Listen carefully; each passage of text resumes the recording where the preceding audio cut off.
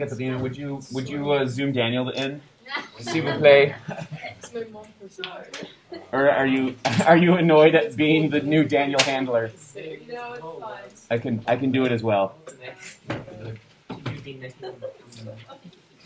Are you the designated? It's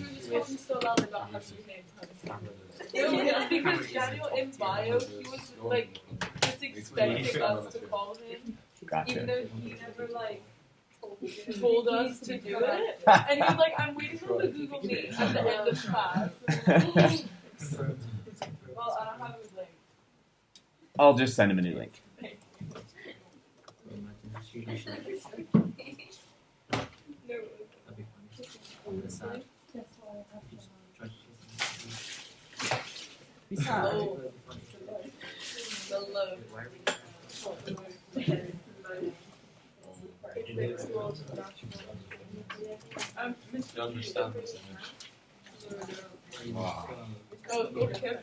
I hear you.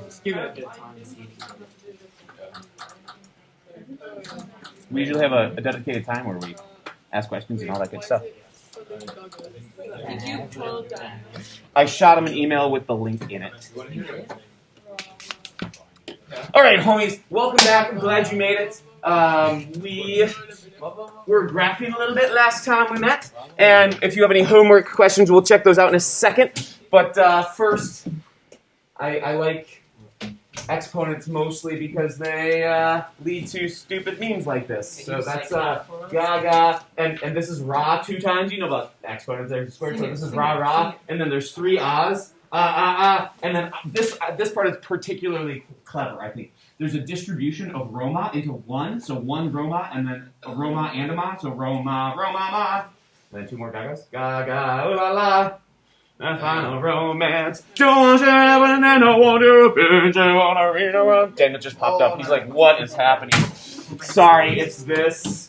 It happens to deal with exponents. Good to see you. Everybody's glad to see you. Okay. Well. Okay, that's nice. Okay, so we're going to check out exponents and rules of exponents. Some of them you know and love, and some of them you probably don't love. But that's what we're up to today. Before we do that, I want to see if you have any A, home learning questions, and B, I have some SLAAU reviews to get to you. It's number 9. Get excited. Mary, would you chuck those at everybody for me? And I have a few more coming back to you that are done. Yeah.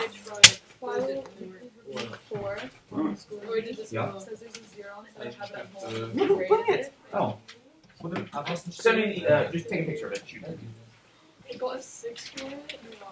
No. But just because it was No. Show Sam. Oh yeah, she sees sad face as well. Here, look. Thank you, Mary. What's the date? Oh, it's people don't pass nothing.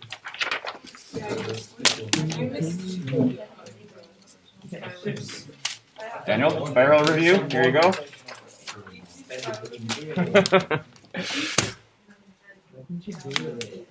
All right, homies. What do you want to see from the home learning?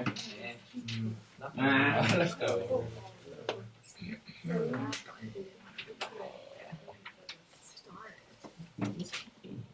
Tree. Okay. So if you didn't find it, I have my beautiful handwritten solutions on Swology, and I also figured out how to write on this so you can see at the same time. That's so cool. Okay, so you wanted to see this one. So, gee, you're Loki, the only teacher who knows how to use technology. Yeah. Hey, which one's the on button? That's a stapler, sir. How do you make it go? Okay, so you wanted to see like which one on there? We'll just have to do like nothing. This first, let's do that one. Yes, I don't know. Cool. All right. This is just like, do you know how to read a graph? So this is the graph of y equals 2 to the x. So if you're looking for 2, right? This is the x value, so this is really 2 squared. So this should be 4, right? So if you input 2, you should get 4 out, right? That's what the x value is, this 2, so you'd say 2 squared. So you go up there, lo and behold, 4. Wow. Right? Not surprising. So let's play that same game with 2 to the half, right? This, or root 2. Now, I don't know what the square root of 2 is off the top of my head. Actually, I do. But you can find it on here. The square root means the exponent is 0.5. So go find 0.5, halfway between 0 and 1. There it is. And go up, and then go over. So it's here, going over. Here's 1, here's 1.1, 1.2, 1.3, 1.4, 1.4. Now they're rounding 0.7. Guess I don't know what the square root of 0.5 is. Oh, I know, I did that. I ran it on the wrong side last time. So 1.4. Cool. This is just like, do you know how to read a graph? And connecting like that you can solve these problems with an exponent graph. So the same thing, to the 1.5 is going to be, well, here's 1.5. So then go up the top, run it over through 2.8, something like that, right? Now, how close do you need to get? Not that close. If you're within a point or 2, that's fine. Cool, so all of those can do that. You could do the same thing to like estimate what exponent in, so I'm looking at like 2a, what exponent you need to put in there to get 3 out. Well, just like run a straight line over at 3. Find that point, run it down. You got to make the sound effects. And that's the x value that you need to put in, so like 1.6 or something like that. Neat? Neat.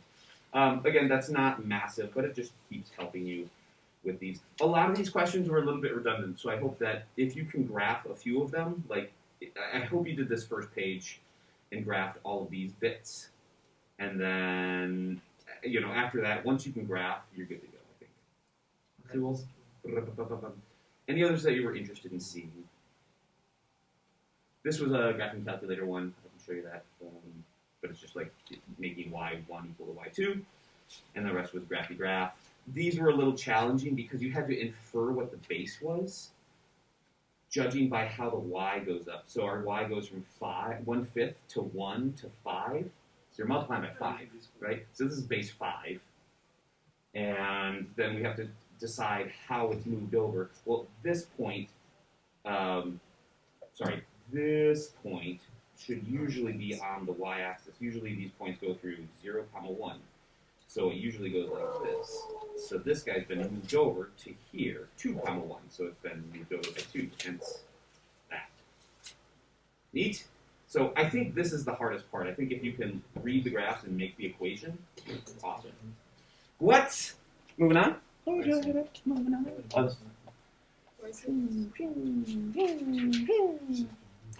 Alrighty. Then, Questions are my favorite. questions are my favorite. Have you ever considered becoming a voice actor? Considered a lot of things. I keep trying to quit teaching. I just keep coming back. I was like, I got enough of this. I'm going on a boat. Got on the boat for about 6 months. I was like, yeah, I missed my class. Sounds great. Wow. That, I want you to memorize. Okay, not memorize. I want you to internalize. And maybe you want to write it down. Yeah, write some of that down. I want to I remember learning that. yeah. Right? And so I want to show you like just a couple quick examples that I think make this stick in my mind without having to memorize junk. So sketch them down if you want. Yeah, give them a sketch, and I'll give you an example for each one. Oh, You just covered the camera with your flag. I know I'm trying.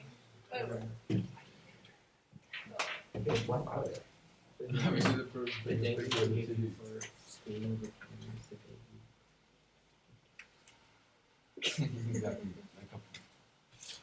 Yeah, that's okay.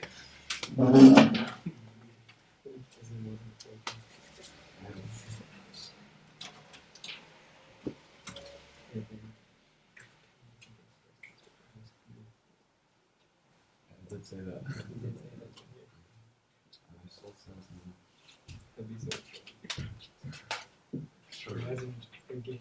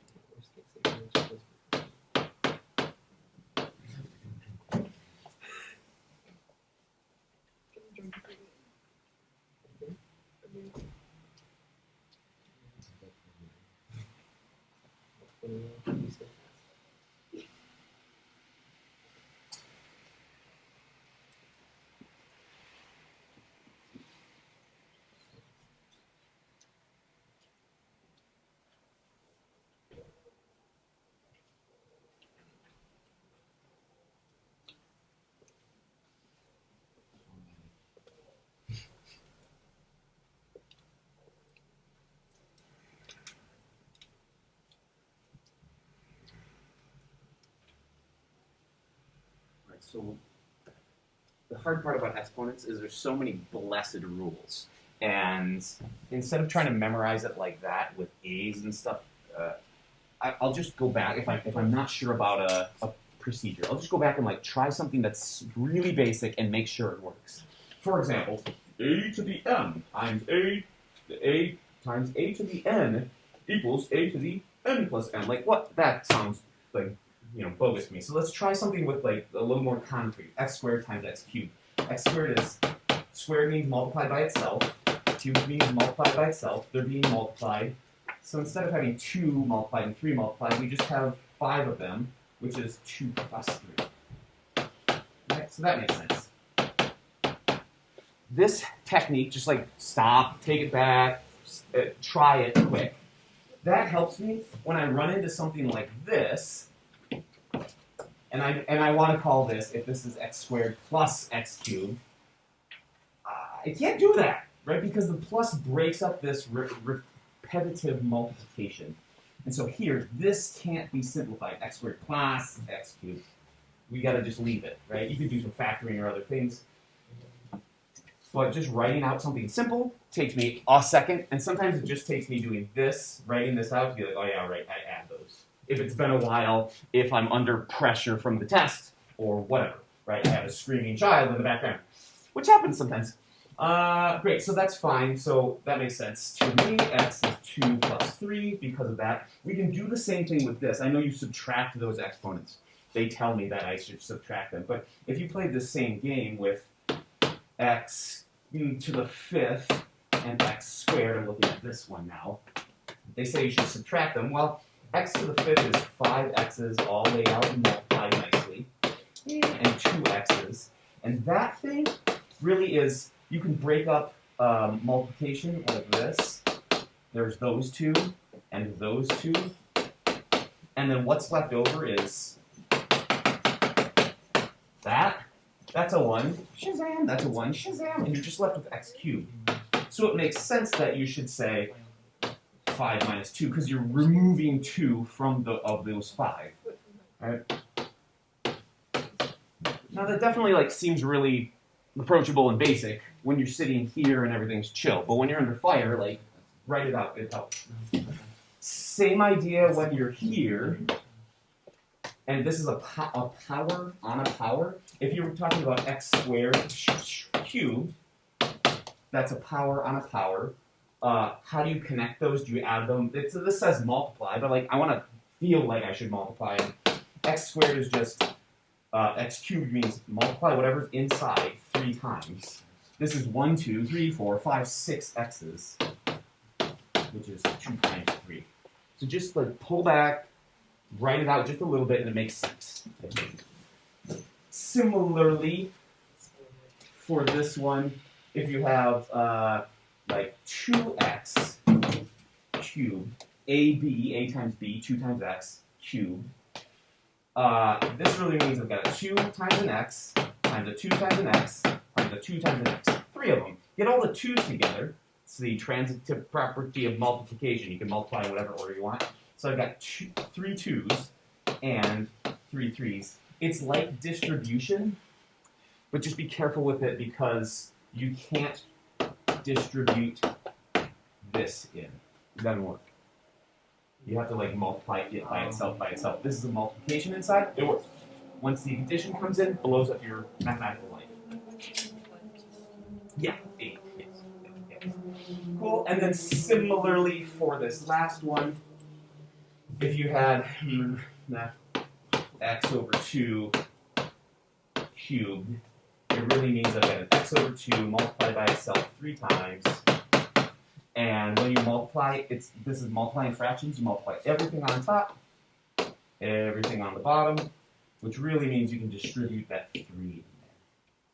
Cool. I hope those, you can just kind of rely on the basics, and when you're not sure, back up, fuss with it a little bit, like, oh yeah, that's how it works, and move on. Yeah? I still do that, right? Rather than try to memorize that and interpret it, just like work with something easy. This one is the one that kind of irks me. This says a to the 0 is 1. And so if we, that's where I want to like try something different. So grab your calculator and try 3 to the 0. See what it spits out at you.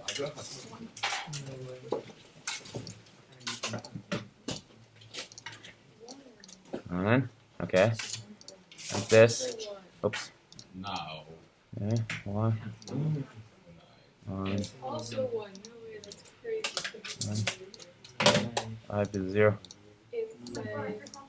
Okay, so, and then try something really big, to the 0, also 1. Okay, so it looks like anything to the 0 is 1, and why?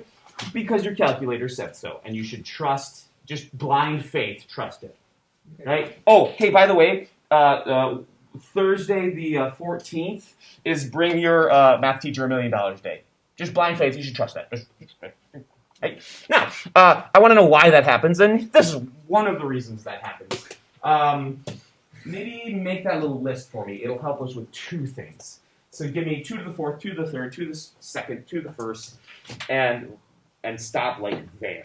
Right, so that's 2, 4. Cool. I want to show you what's happening with that. Sketch those in your notes. Oh, I know what they do.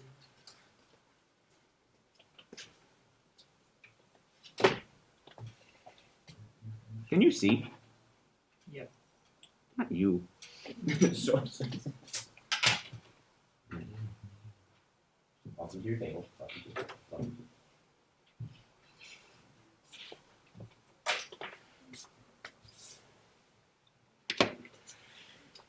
Let's go. Okay, so this part's not surprising. 2 to the 1st is 2, 2 squared, 4, blah, blah, blah. I want to look at what's happening with the 2 to the 0. And so if we start up here with 2 to the 4th, that's 16, and we drop an exponent by 1, we decrease an exponent by 1, going from 16 to 8, you got to divide by 2. And same thing, we drop an exponent by 1, we divide by 2, we drop an exponent by 1, we divide by 2, we drop an exponent by 1. We should follow the same pattern. There's no reason that this should break up. So 2 divided by 2, just 1. Right? Now, maybe that's an interesting property of 2's. Right? So let's try it with 3's. You don't have to write this one down, but I just want to show you that it works. This is 3, 9, and 27.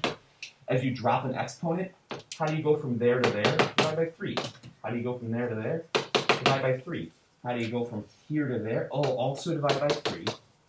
It should just be 1. Right? Pattern-wise, it works. This is really great TOK stuff. Like, tell this to McCowan. He'll love it. Wow, yeah. Also, algebraically, you can see it like this. Well, so this is any number to the 0 power equals 1. Here's another interesting, more algebraic way to see it. If you take 5 pizzas and divide them into 5 piles, every pile has 1 pizza.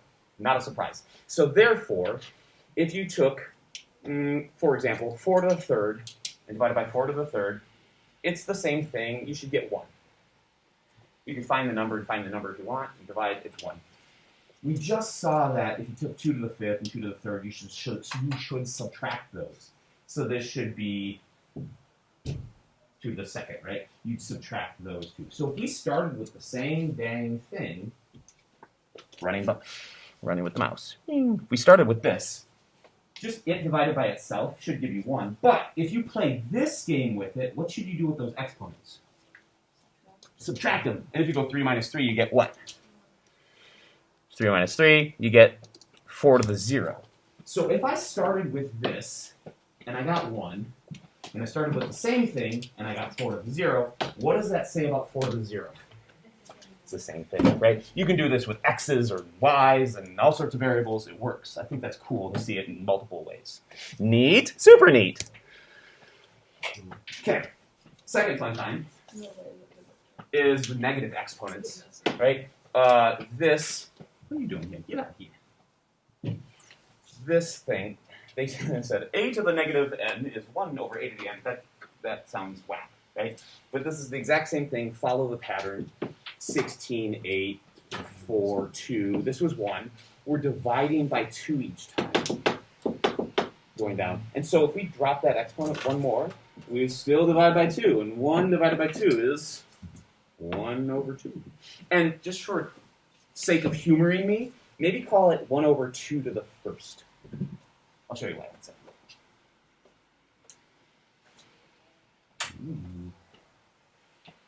So then would we do 1 over 2 to cut 2 thirds? Yeah, good. So if you cut half in half, you take half a pizza, and you cut half of that pizza in half, you get a quarter pizza.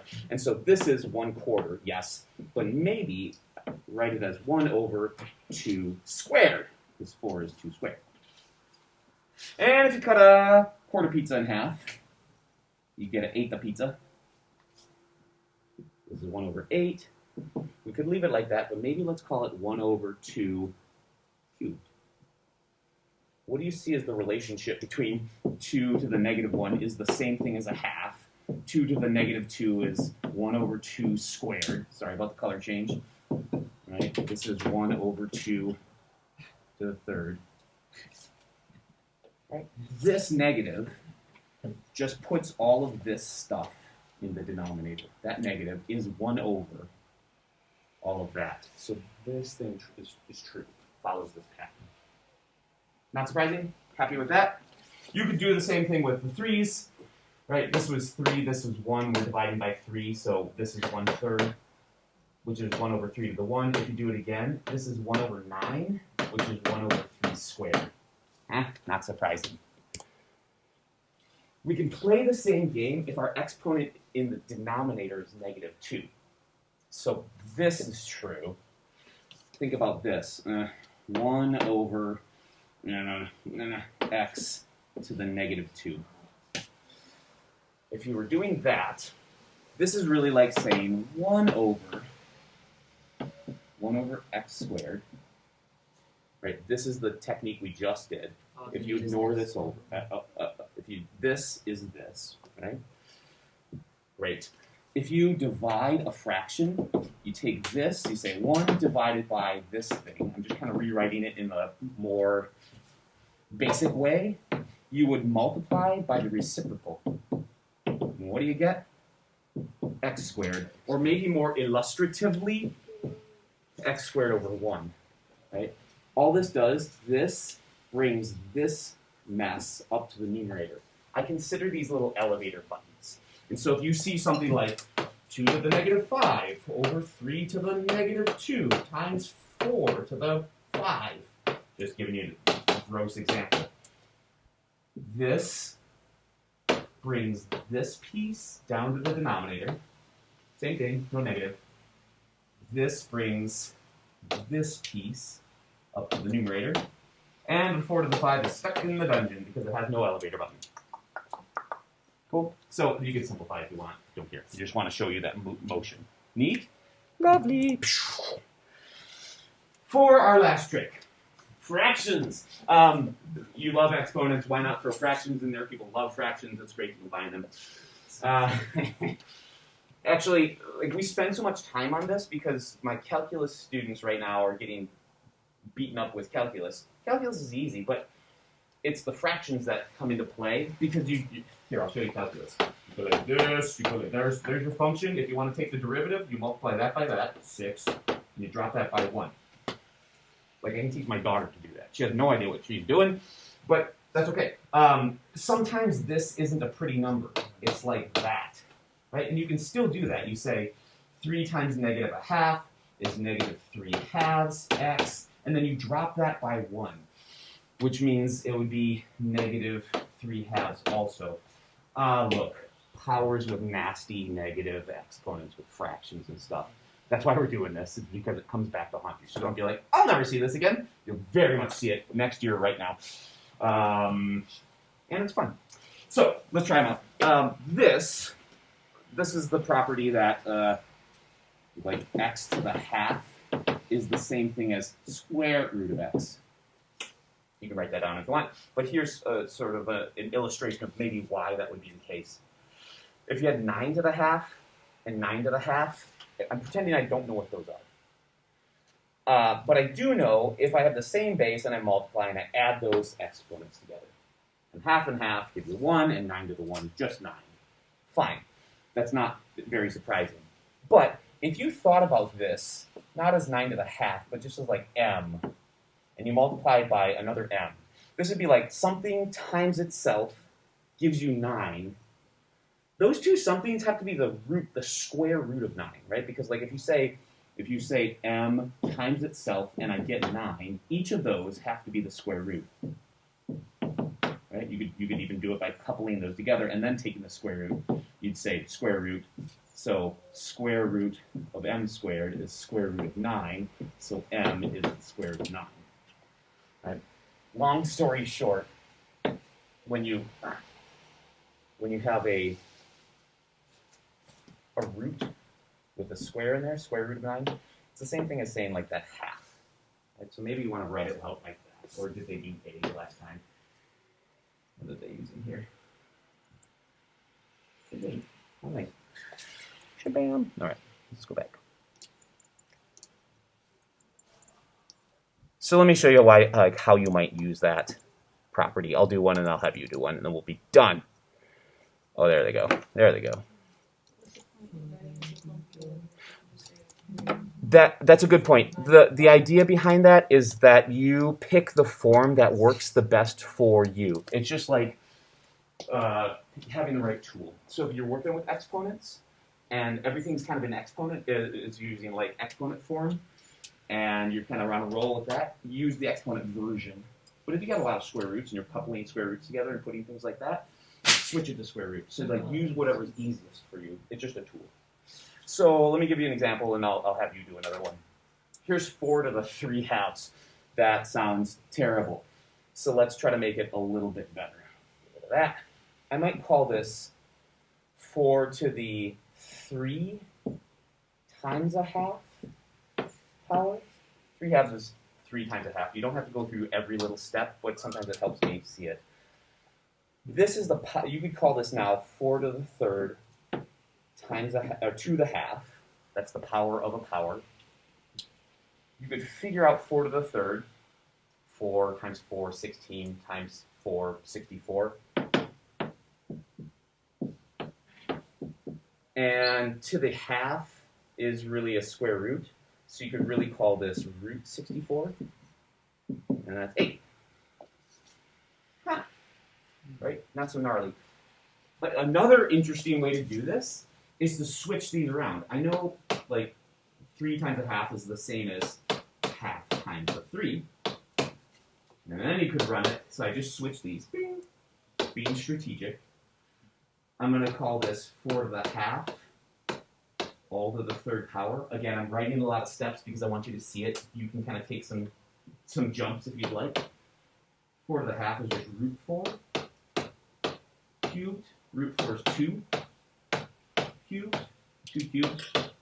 Still 8. Which way is better? I think that second way, because like I don't want to do 4 cubed in my head, especially if 4 is really big.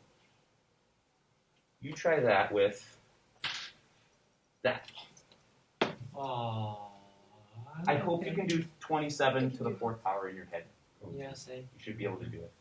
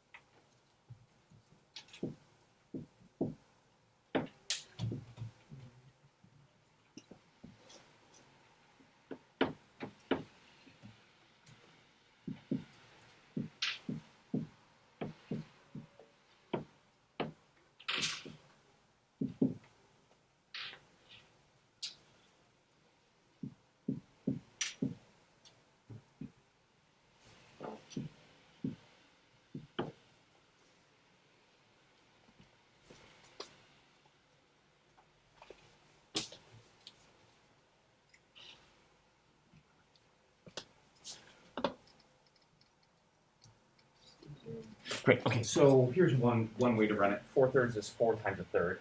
I switched them around, and I took the third root first. Third root is cube root to the 4th power. This is the question inside what multiplied by itself 3 times gives you 27. It's got to be a small number, right? Like, it's got to be 2, 3, or 4. So 3, 9, 6, yeah, 27. So this internal guts is 3, 3, 9, 27. So 3 to the 4th is 4 sets, so 9 and another 9, so 81. That's approachable in your head, right? And I'm not like the greatest mental mathematician. Here's the other way to run it, is 27 to the 4th, and then later take the third root of that. Obviously, 27 to the 4th, 1 has 10,523. The third. And then you take the third root. So you could grab your calculator and do that same thing. You could say 27 to the 4th. Wasn't even close. And then say, oh, do you know how to do the cube root? Everything good in life is in the math button. See, if you hit the math button, there is a cube root right here. But you can also go down and put whatever root you want in, because you'll definitely get uglier roots. So I'm going to go practice that. Go down to the 5, hit enter. I'm going to say cube root, and then put the number you want in. 3, 1, 3, 4, 4, 1. Or you could hit second answer. Either way, 81. Sweet! But like, going from here to here, there's no way your brain should do that. So that way is approachable. Cool? Questions, comments, concerns? Good. Keep rolling through your packet. Stop at expansion. I'll bounce around and give you a hand. Exams? I do have exams. Let's go. Exciting story. Exciting. So exciting.